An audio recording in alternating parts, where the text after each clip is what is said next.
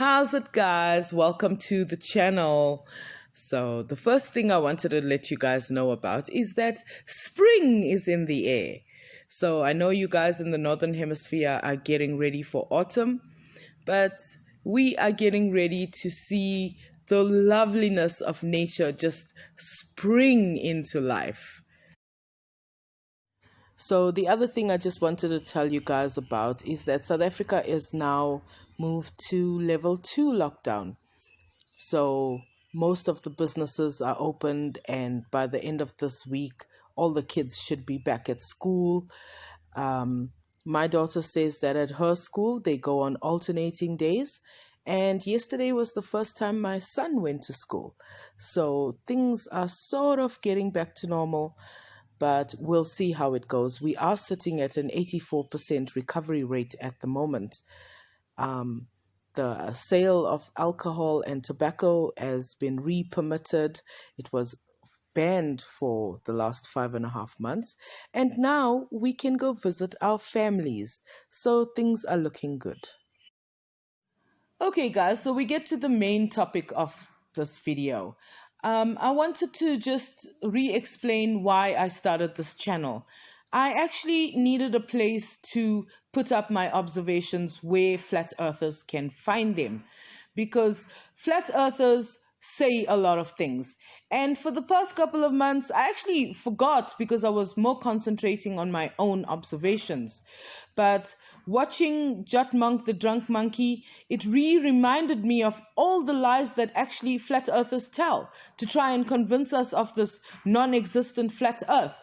And one of the things they try and convince us of is that the sun doesn't set. But we tell them, if the sun didn't set, we can see it somewhere above the horizon, and at night there is no indication of it. So that's why I chose the sun as basically the main observation of this channel. So flat earthers in the Northern Hemisphere can look at my observations here in the Southern Hemisphere and maybe ask themselves, why does the sun even set in different directions? So guys, I just took a smoke break. So we've got different categories of flat earthers. We've got the guys who've got their very nice cameras and go out and make actual real life observations. Like Ranty, he goes out to the beach, he looks at the ships being cut in half by the horizon, and he tells us that the earth is flat, but he doesn't tell us where the other part of the ship is hidden. Then you got people like Jaren, who actually schedules to go out and see the ISS. He does the countdown. He sees the ISS. Then he goes onto his channel and he says, no, I don't know if that is the ISS, but you saw it. Then we've got the Eric Dubé type of fluff. I don't know how this guy convinced anybody of anything. Now, this guy, Mike Athert, tells me that Eric Dubé trumps my observations. Now, Eric Dubé has not done any observations. He has just taken what he's heard other flat earthers say about other flat earthers, and then he put it into his book. Now, many details in his book are wrong, right? But one thing I can tell you that is not completely wrong, and probably by accident, is the title. So the title of the book is 200 Proofs Earth is Not a Spinning Ball. And the Earth is not a spinning ball part is kind of correct. You know why? Because the Earth is not a spinning ball. It is a rotating oblate spheroid, and it takes 24 hours to complete one rotation. So if Eric Dubé can't get the simple basics right, how can any details in his book be correct?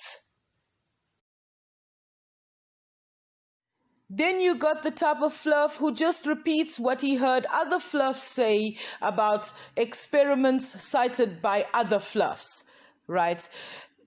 For example, Nathan Thompson likes to use the Michelson-Morley experiment.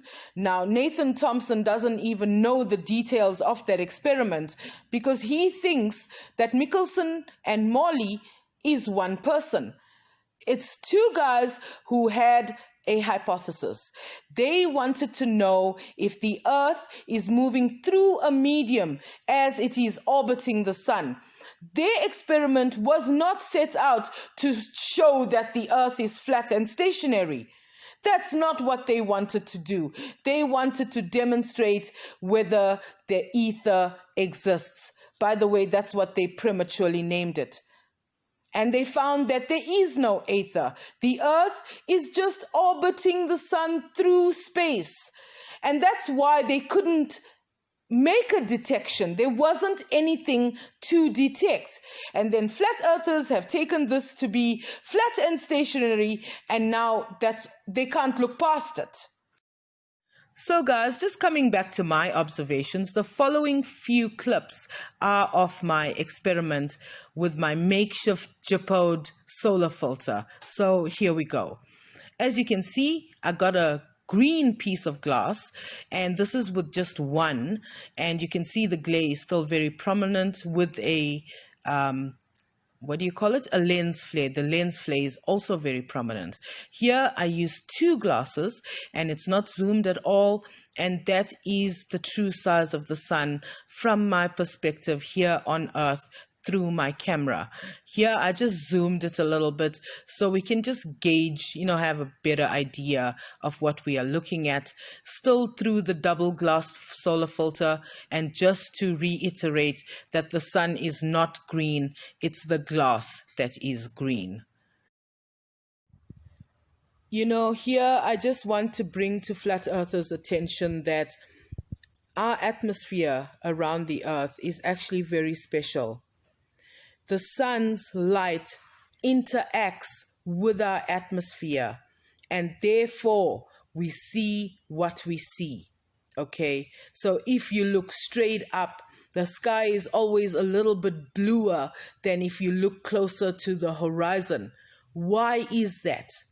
It's because the sun's light interacts with our atmosphere. But technically, and in reality, without the sun's light, the sky is actually black. Like what flat earthers saw with their hot air balloons that they sent the cameras up with. They saw a black sky above the atmosphere of the Earth. I don't understand why you cannot make the connection. And then we got the type of flat earthers who tells us, no, don't worry, I'm just researching into flat earth. I just want to see what they are saying. What are they talking about? No, don't worry, I'm on the fence when it comes to the shape of the earth. I mean, I'm allowed to question the shape of the earth. And Owen Benjamin would fall in this category because one minute I heard him saying, I'm just researching flat earth. Next thing, he's a flat earther and he's denying the existence of the moon, not only the moon landings. So there are a lot of different types of flat earthers. So when someone tells me that Eric Dubay convinced them about something about the shape of the earth, I know that there was no research there, because I have taken the whole do your own research thing, in fact, probably a little bit too seriously. But I'm glad I did, because now no flat earther can convince me of what they are saying, because my observations show that they are demonstrably wrong. I have filmed sunrises and sunsets, moonrises and moonsets. I have even shown the moon and Venus moving down towards the horizon at the same speed. But in reality, that is not what's happening. I am seeing it that way because of the rotation of the earth. My position on this earth, me rotating with the earth away from or towards the sun. That is what's happening. And if flat earthers can reconcile themselves with that fact, the rest of the details will be a piece of cake.